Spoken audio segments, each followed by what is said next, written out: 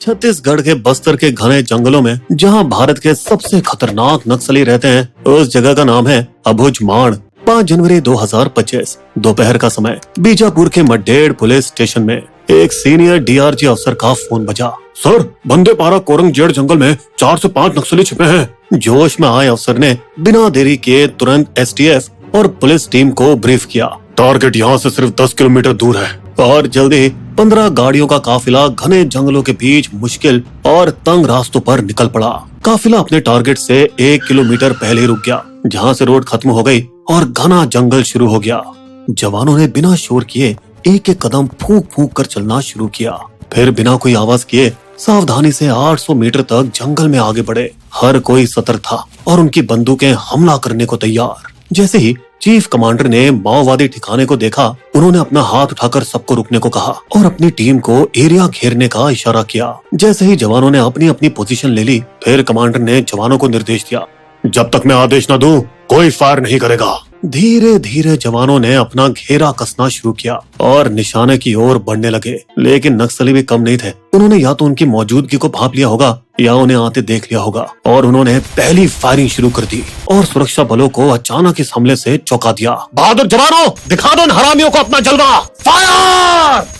इसके साथ ही एक भयंकर लड़ाई शुरू हो गई जो घंटों तक चली। हमारे जवानों को पहली सफलता मिली और 2 नक्सलियों को ढेर किया गया, जिनका उन्हें अनुमान तब लगा जब नक्सलियों की बंदूकें शांत और गोलीबारी बंद हो गई। लेकिन टिप ऑफ में कम से कम 4 लोग छुपे बताए थे, इसलिए पूरी आशंका थी कि अंदर और भी थे। या तो वे रात होने का इंतजार कर रहे थे या घायलों की देखभाल। शाम 4 बजते ही जंगल में घना अंधेरा हो गया था, इसलिए फ्लड लाइट्स लगाई गई, जिनकी रोशनी सीधे नक्सलियों के ठिकाने पर जा रही थी ताकि कोई रात में भाग न सके। पूरी रात जवान अपनी चौकन्नी आंखों से ठिकाने पर नजर गड़ाए हुए थे। अगले दिन सूरज उगाई था कि माओवादियों की झोपड़ी से आग निकलने लगी और गोलीबारी फिर शुरू हो गई, जो कि इस बार 8 घंटे तक चली, जो दोपहर 1 बजे जाकर खत्म हुई। तब तक 3 और नक्सली मारे जा चुके थे, जिनमें 2 महिलाएं भी थी। लेकिन यहाँ दुख की बात ये रही कि DRG head constable Sannu Kumar duty के दौरान शहीद हो गए।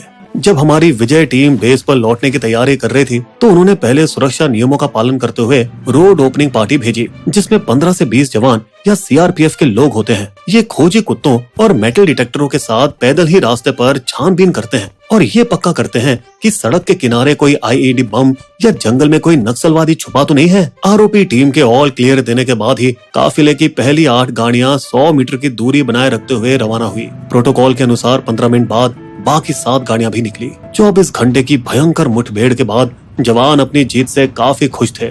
दोपहर 2:15 बजे 8 गाड़ियों की पहली टुकड़ी अम्बेली गांव के पास कुडरी बेदरे रोड की तरफ मुड़ी, अपने प्रोटोकॉल को फॉलो करते हुए, जहां उन्हें वापसी दूसरे रास्ते से करनी थी।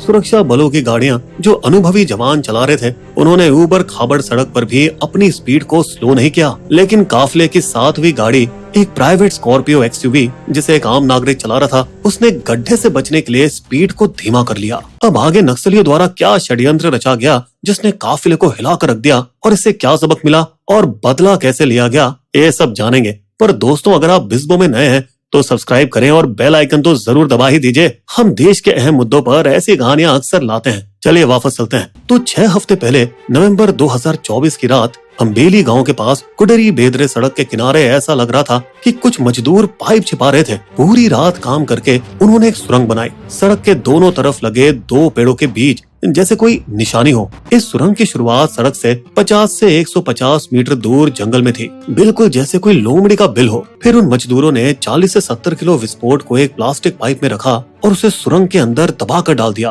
ताकि बम सीधा सड़क के नीचे पहुंच जाए। बम से जुड़े तार को बड़ी सावधानी से सड़क से 250 मीटर दूर जंगल तक खींचा गया। फिर अपने निशान छिपाने के लिए उन्होंने गड्ढे को मिट्टी से ढक दिया, सूखी पत्तियां और टहनियां डाल दी और सुबह होने से पहले गायब हो गए। 6 हफ्ते बाद जब 5 जनवरी के ऑपरेशन का टाइम आया, तब उस समय वहाँ घास इतनी घनी हो गई थी कि तारें पूरी तरह से छिप गई। ये वही टाइम था जब जवान सफल एनकाउंटर करके वापस लौट रहे थे। सुरंग खोदने वाले माओवादियों में से एक, जो उन 2 पेड़ों की निशानी से सुरंग की जगह जानता था, वो उस गुप्त स्थान पर पहुंचा जहां उसे उम्मीद थी पक्का सुरक्षा बल इसी रास्ते से लौटेंगे। और वो हरामी काफिले को देखकर बहुत खुश हो गया। लेकिन वो खुशी निराशा में बदल गई, क्योंकि सड़क के गड्ढे पर किसी ने भी गाड़ी की स्पीड को इतना धीमा नहीं किया कि वो हरामी फ्यूज को टाइम पर जोड़ सके। पर तभी वो आम नागरिक ड्राइवर वाली गाड़ी आई, जिसने ब्रेक लगाकर स्पीड धीरे की। इससे उस हरामी नक्सली को फ्यूज जोड़ने का मौका मिल गया, जो तेजी से सड़क के नीचे आईडी की ओर गया। और धमाका, विस्फोट एकदम सटीक टाइम पर हुआ, क्योंकि स्कॉर्पियो ठीक उसके ऊपर थी और कार हवा में आसमान तक उछल गई। वो विस्फोट इतना भयंकर था कि जमीन से 8-10 फीट गहरा और 20 फीट चौड़ा गड्ढा बन गया। उस गाड़ी में 8 डीआरजी जवान, वह नागरिक ड्राइवर और एक गांव वाला सभी मारे गए। इतना चौंकाने वाला घातक हमला था ये कि एक जवान की वर्दी का टुकड़ा जमीन से 50 फीट ऊपर एक पेड़ की शाखा से लटक गया। इस दर्दनाक घटना से उच्च स्तरीय बैठकों में सवाल उठे। आखिर चूक हुई कहाँ? हम इसे क्यों नहीं पकड़ पाए? ये पहेली काफी गहरी थी, क्योंकि तीनों सुरक्षा नियमों का पालन किया गया था। आरोपी भेजी गई थी सड़क की जांच के लिए, लौटते वक्त काफिले को अलग किया गया और अलग रास्ते को भी तो अपनाया गया। और इस धमाके से सिर्फ 5 दिन पहले 1 जनवरी 2025 को मुस्तैद आरोपी जवानों ने एक ही दिन में 2 जगहों से 13 आईईडी बम भी बरामद किए थे। तो फिर इस बार ऐसा क्या हो गया? क्या ऑपरेशन के बाद आरोपी टीम थक गई थी और सड़क की पूरी जांच ठीक से नहीं कर पाई थी? जानकारों का तो ये तक मानना है कि अगर एक नई टीम भेजी गई थी जिसने सड़क के दोनों किनारों पर 50 से 150 गज तक वी आकार में जांचें की, तो वो जांचें सही से नहीं की गई थी। सुरक्षा बल के बाहर की आम नागरिक की एसयूवी का इस्तेमाल क्यों किया गया और ये काफिले का हिस्सा क्यों थी जो नक्सलियों के ठिकाने तक गई?